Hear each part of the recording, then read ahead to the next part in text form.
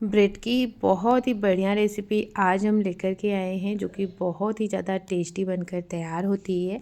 और घर में अगर छोटी मोटी पार्टी हो या फिर आप किटी पार्टी वगैरह रख रहे हैं तो भी आप इस नाश्ते को बना सकते हैं।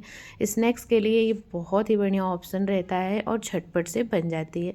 तो चलिए दोस्तों, बनाना शुरू करते हैं। सबसे पहले मैंने यहाँ पर उबले हुए आलू ले लिए हैं 2 से 3, और इसे हमने ग्रेट कर लिया है बिल्कुल बारीक वाले ग्रेटर से।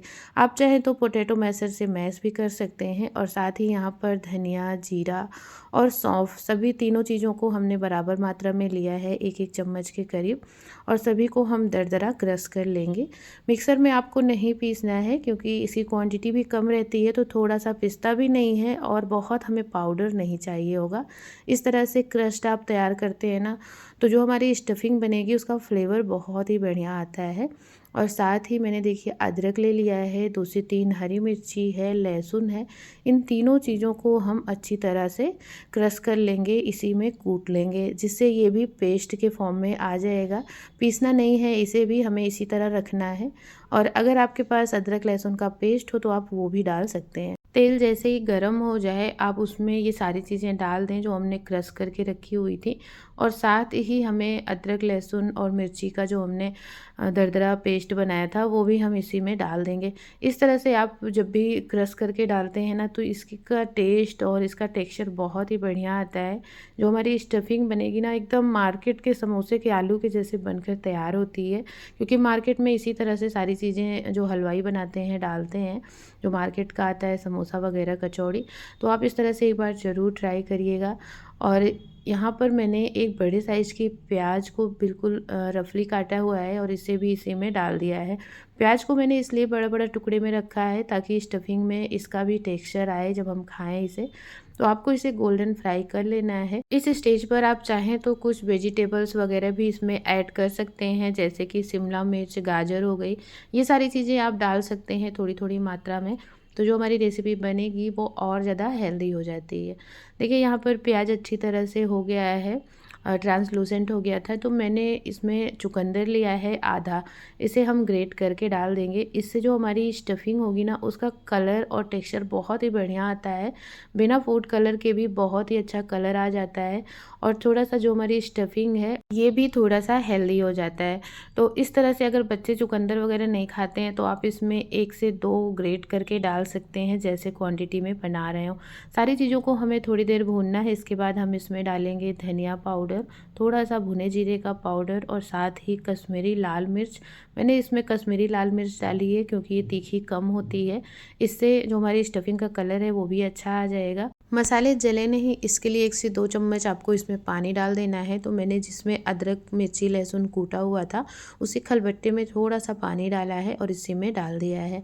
इसे हमें 1 मिनट के लिए भूनना है। इसके बाद हम ग्रेटेड आलू जो बॉईल करके हमने रखा था वो हम डाल सकते हैं। और अगर आपके पास बॉयल आलू नहीं है ना, तो इस समय आप कच्चे आलू को भी ग्रेट करके डाल सकते हैं, क्योंकि वो भी बहुत ही जल्दी पक जाती है। तो अगर आपके पास नहीं है तो आप उस तरह से स्टफिंग बना सकते हैं।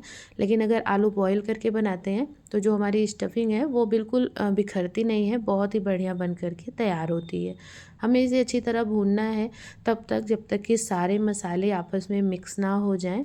और आज की रेसिपी ना आप कहाँ से देख रहे हैं ज़रूर कमेंट बॉक्स में बताइएगा। रेसिपी अगर आपको थोड़ी सी भी अच्छी लगे ना, तो वीडियो को लाइक कर दीजिएगा और शेयर करिएगा ज़्यादा से ज़्यादा लोगों तक। मैं हर रोज़ आप लोगों के लिए ऐसी ही टेस्टी और हेल्दी रेसिपीज़ लेकर आती हूँ, तो आप भी ट्राई कर सकते हैं और शेयर भी कर सकते हैं। थोड़ा सा मैंने इसमें नमक डाला है टेस्ट के अकॉर्डिंग और अच्छी तरह इसे भून लिया था। लास्ट में हम इसमें ढेर सारा हरा धनिया ऐड करेंगे और थोड़ा सा टेंगी फ्लेवर देने के लिए इसमें हम नींबू का रस ऐड कर देंगे। अगर आप नींबू का रस नहीं डाल रहे हैं तो आप आमचूर पाउडर डाल सकते हैं या फिर थोड़ा सा चाट मसाला भी इसमें ऐड कर सकते हैं। इन सभी चीज़ों से ना थोड़ा सा खट्टापन आ जाता है स्टफिंग में, तो प्लेन सा नहीं लगेगा आपको। और देखिए इसे हमने अच्छी तरह मिक्स कर लिया है और अब हम इसे गैस से नीचे उतार देंगे और एक प्लेट में ट्रांसफ़र कर देंगे, ताकि ये अच्छी तरह से ठंडा हो जाए। ठंडा करके ही आप आगे की प्रोसेस करिएगा, नहीं तो हमारी रेसिपी बढ़िया बनेगी नहीं। तो आप पहले इसे रख दीजिएगा, ये अच्छी तरह से ठंडा हो जाएगा, इसके बाद ही हम इसका यूज़ करेंगे। जब तक स्टफिंग ठंडी हो रही है तब तक यहाँ पर मैंने लिया है किशमिश और 8 से 10 काजू ले लिए हैं। इन्हें हम बड़े बड़े पीसेस में काट देंगे। एक काजू में 3 से 4 टुकड़े कर देंगे, बहुत ज़्यादा छोटे नहीं रखेंगे।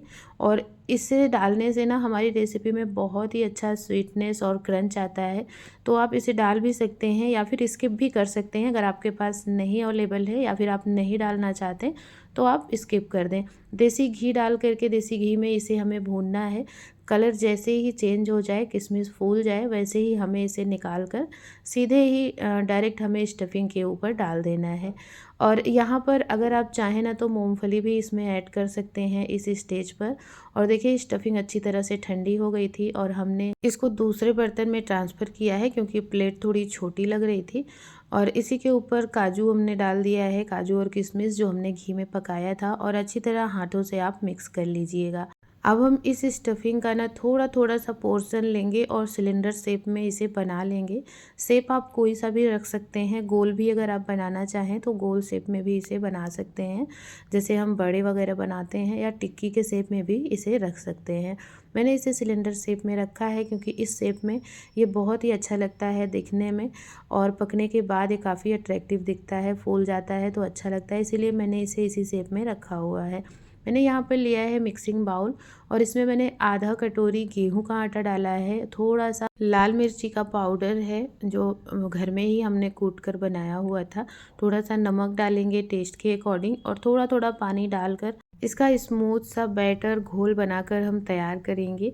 एकदम स्मूथ बनाइएगा, पानी थोड़ा थोड़ा डालेंगे ना तो लम्स नहीं पड़ेंगे। एक साथ में ज़्यादा पानी डाल देंगे ना तो इसमें बहुत ज़्यादा लम्स पड़ जाएंगे। मिक्स करते हुए आप इसे बना लीजिएगा घोल। इसकी जगह पर आप कॉर्नफ्लावर का घोल बना सकते हैं या फिर चाहें तो मैदे का भी घोल बना सकते हैं, लेकिन मैं प्रेफर करती हूँ कि अगर आप हेल्दी तरीके से खा रहे हैं, बना रहे हैं, तो आप गेहूँ के आटे से भी बना सकते हैं। स्लरी जो बनती है इससे भी बढ़िया ही बनता है अगर आप मैदे का यूज़ कर रहे हैं। मैंने ले लिया है सफ़ेद वाले ब्रेड, आप ब्राउन ब्रेड का भी यूज़ कर सकते हैं, और ब्रेड की किनारियों को हमें निकाल देना है। अगर आप चाहें तो इन किनारियों को रख भी सकते हैं, लेकिन उससे सिर्फ एक ही चीज़ होता है कि जो हमारा नाश्ता होगा ना उसका कलर कहीं डार्क दिखेगा और कहीं लाइट दिखेगा। जहाँ पर ये किनारियाँ रहेंगी वहाँ पर कलर डार्क आ जाएगा, बाकी जगहों पर जहाँ वाइट है वहाँ पर कलर थोड़ा सा लाइट दिखता है। तो आप चाहें तो इसे रख सकते हैं। अगर घर में खाने के लिए बना रहे हैं तो किनारियों को ना निकालें, लेकिन हमें ब्रेड क्रम्ब की भी ज़रूरत होगी। अगर आपके पास मार्केट का ब्रेड क्रम्ब हो तो आप किनारियों को ना निकालें चाहें तो, लेकिन मैंने इन्हीं किनारियों से ब्रेड क्रम्ब बनाया हुआ है। और साथ ही जो ऊपर नीचे का ब्रेड होता है वो थोड़ा हार्ड होता है। इन्हें पीस करके ब्रेड क्रम्ब इस तरह बना सकते हैं, होममेड ब्रेड क्रम्ब, मार्केट से लेने की ज़रूरत नहीं होगी आपको। ये भी तैयार हो गया है। तो चलिए यहाँ पर मैंने एक मिक्सिंग बाउल लिया है और इसी में पानी ले लिया है। पानी में आपको ब्रेड को दोनों साइड डिप करना है और मुश्किल से 1 से 2 ही सेकंड के लिए आपको पानी में डुबाना है। ज़्यादा टाइम के लिए रखेंगे तो ब्रेड टूट जाएगी, और एक्स्ट्रा पानी इसका जो है वो आप स्क्वीज़ कर दीजिएगा, निचोड़ दीजिएगा। और जो हमने स्टफिंग बना कर रखी थी, एक एक पीस आप बीच में रखते जाइए और इस तरह से हाथों से आप दबाएंगे, प्रेस करेंगे ना तो आप मन चाहे आकार में इसे बनाकर तैयार कर पाएंगे। क्योंकि भीगने के बाद ब्रेड को आप किसी भी शेप में बना सकते हैं, चाहे तो गोल बना लें बॉल शेप में, या फिर इस तरह से मेरी तरह भी बना सकते हैं, टिक्की भी बना सकते हैं आप, क्योंकि ब्रेड भीगने के बाद में किसी भी शेप में आ जाती है। पानी को आप अच्छी तरह निचोड़िएगा, और जब आप इस स्टफिंग को देखिए इस तरह से शेप दे रहे हो ना, तब भी आप थोड़ा सा प्रेस करते हुए शेप दीजिएगा, तो जो एक्स्ट्रा पानी होगा इसका ना वो भी निकल जाएगा और नाश्ता हमारा क्रंची बनकर तैयार होगा। और ये नाश्ता बनाने में ना बहुत ही ज़्यादा आसान है। आप चाहें तो इसे पहले से तैयार करके भी रख सकते हैं, जब भी आपको खाना हो तो आप फ्राई कर सकते हैं। और यहाँ पर देखिए घोल को हम एक बार अच्छी तरह वापस से मिक्स कर लेंगे, और सारी स्टफिंग को हमने अच्छी तरह से फिल भी कर लिया है। तो एक एक को हम उठाते जाएंगे और देखिए इस तरह से स्लरी में डिप करेंगे, और इसके बाद हम इसे ब्रेड क्रम्ब के ऊपर रख देंगे। हाथों से आप ब्रेड क्रम्ब से अच्छी तरह कोट कर दीजिएगा, जिससे कि एकदम अच्छी कोटिंग हो जाए। ब्रेड क्रम्ब से आप बिना कोट के भी इसे फ्राई कर सकते हैं, लेकिन आप थोड़ा सा अगर कोटिंग कर देते हैं ना तो इसका एक्स्ट्रा क्रंचीनेस जो रहता है वो बढ़ जाता है ब्रेड के ऊपर।